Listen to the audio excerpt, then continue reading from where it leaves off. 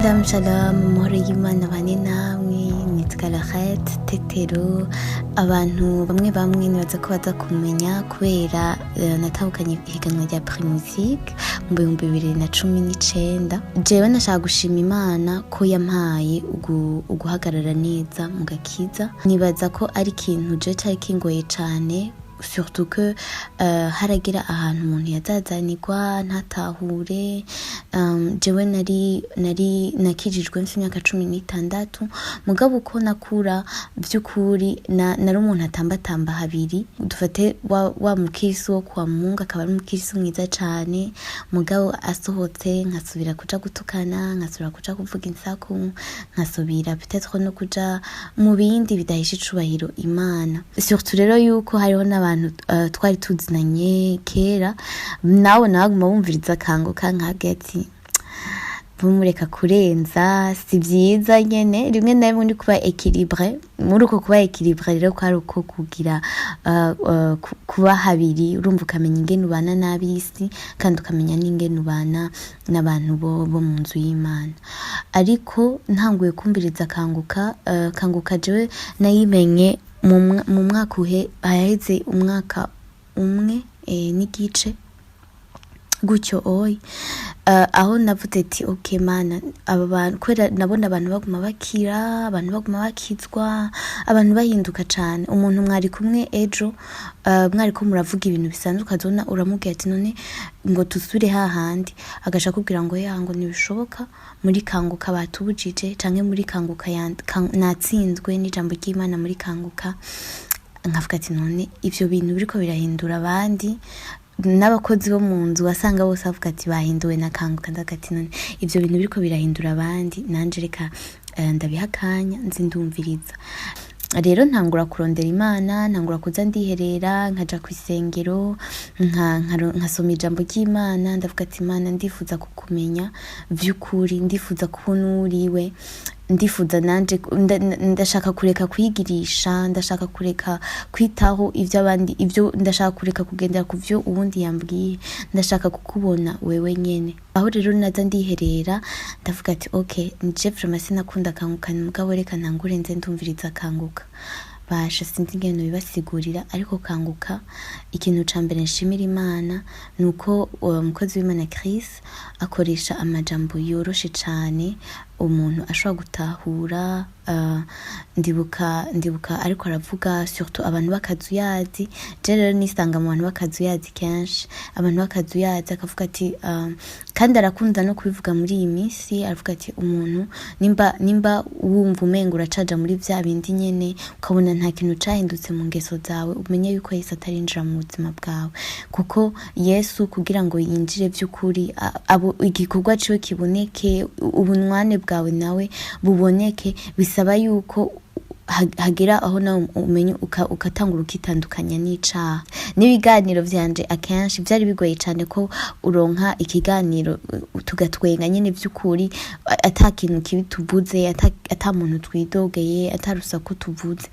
Rero ndavuga ati Mana, ndagushimiye ko umpaye kumenya ico ugomba, kuko uko numviriza kanguka, uko bazatwigisha narabona ati burya ivyaha vyanje vyari muri utu tuntu nyene nibaza ko ari ibintu bisanzwe, muri ibi bintu nyene nirukira. Surtout iyo uri umunyamuziki, donc urondera guhimbara abantu cane mu nyambaro, mu mvugo. Hari n'inyambaro, hari n'amafoto je nifotoza, narafashe umwanya ndagenda ndazifuta zimwe kuri Facebook yanje, kuri Instagram, kuri Twitter, mvuga ati Mana, ndifuza vy'ukuri gutegura inzira yawe, ndifuza guhitamwo inzira imwe. Hagi ahantu bavuga ati ijambo ry'Imana ryo rivuga ngo rero ngo kudakanye, ngo canke ngo kudashushe canke ngo ukanye, nanje ngiye kukudaho. Ndavuga ati sishaka Mana ko undaho, reka ndagushuhire, kandi uko bisa kose, uko biri kose, jewe vy'ukuri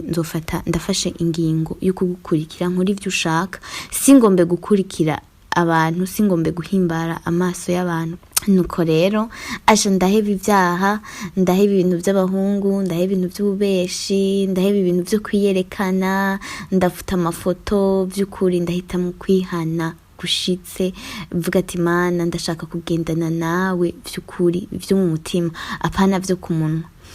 Ikintu noshimira Imana nuko vy'ukuri Imana numwizigirwa, kandi ikintu noshimira Kanguka vraiment c'est pour la consistance, ukuntu mushishikara misi yose mu gatondo umuntu aronka notification. Je ndayifise kuri application, umuntu aronka notification avuga ati Kanguka yawe yashize, naho ubu kiryamye uravyuka kugira ngo wumvirize, kandi iyo minota 10 naho uyumviriza iraguhindurira umunsi wose.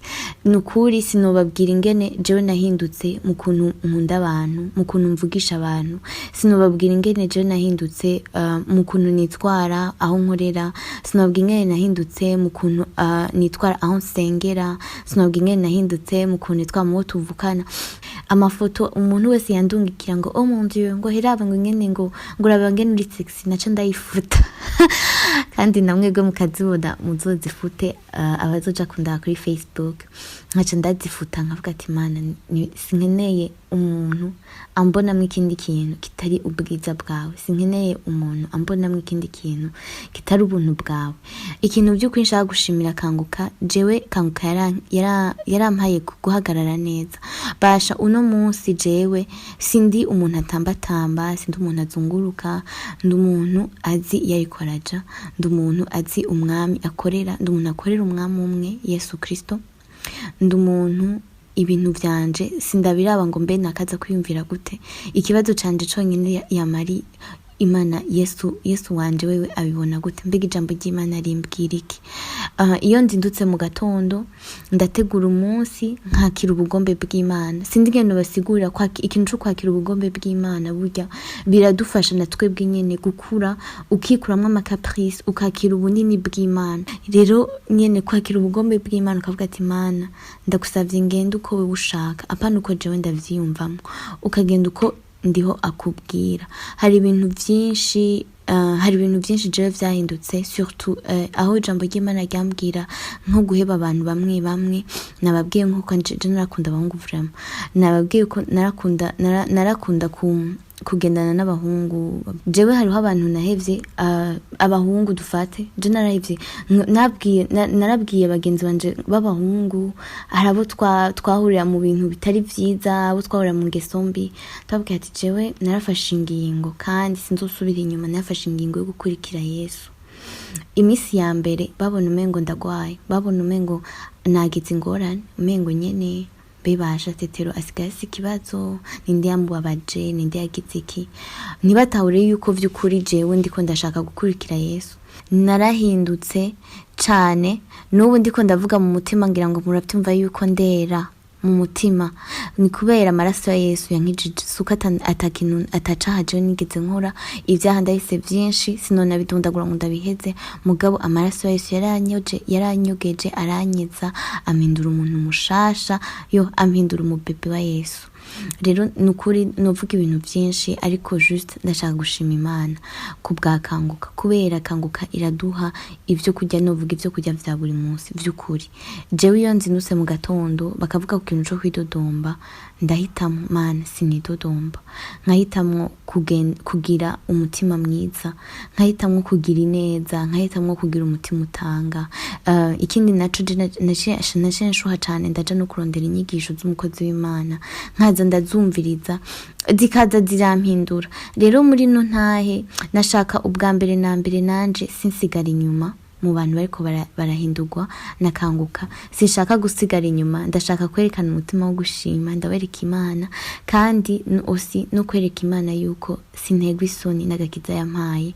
Nta soni mfise zo kuvuga yuko Yesu yankuye mu vyaha, nta soni mfise zo kuvuga yuko Yesu jewe yantabaye arampindura, kandi ndashaka yuko n'abandi bose twahurira mu vyaha vy'ukuri bavyumve mu mutima bavuga ati yuko namwe birashoboka yuko muhinduka, birashoboka yuko Imana iguha ubuzima bushasha, birashoboka yuko Imana iguha identite shasha y'umwana w'Imana.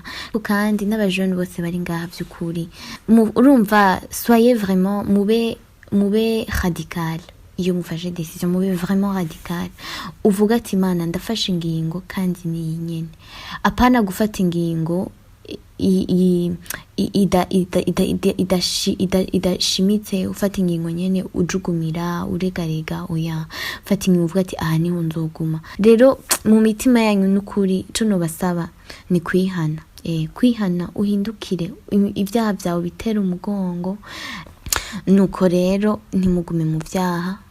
Je ndashima Imana ko yampaye kwihana, ndashima Imana ko yampaye guhinduka. Mwitega ibintu bishasha n'abantu bahora bakurikira Facebook yanje, uhoje ngo manumviza akanguka gusa ngo ndayipartaja kubera navyo navuze Imana ko wampaye ingabire yo kumva akanguka ikampindura nk'uko nahindutse, ikamfasha abaryango banje bagakira, nanze ndaposta misi yose.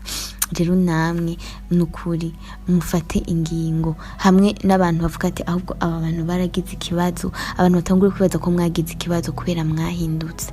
Kandi niyo mwahinduka mugashingira intahe Yesu nawe azobashingira intahe, ntazobatetereza.